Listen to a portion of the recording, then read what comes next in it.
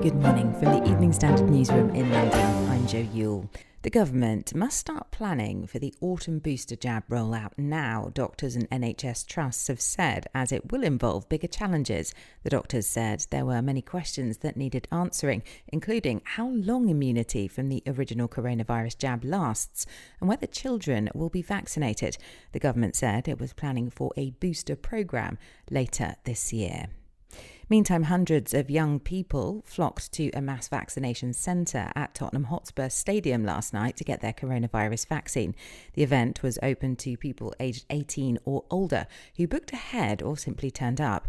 Ledley King, a Spurs ambassador alongside Mabbutt and Ossie Ardiles, welcomed Londoners at the start of the day. Spurs said that all people attending would receive a 20% discount code for stadium tours afterwards and the Dare Skywalk.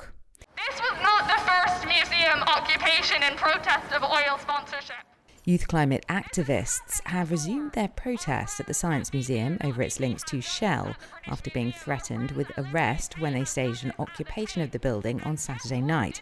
Members of the London branch of the UK Student Climate Network are demonstrating against the museum's decision to accept sponsorship from Shell for its Our Future Planet exhibition.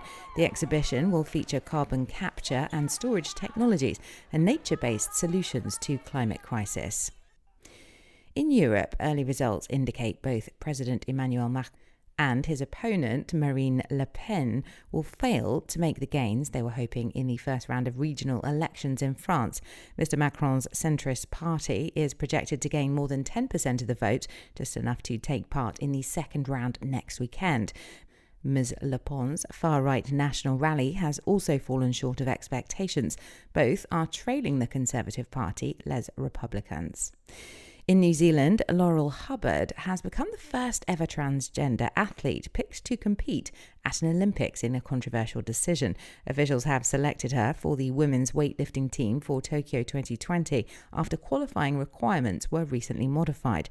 She had competed in men's events before coming out as transgender in 2013. Critics say Hubbard has an unfair advantage, but others have argued for more inclusion at the Games. For the Evening Standard, I'm Jo Yule.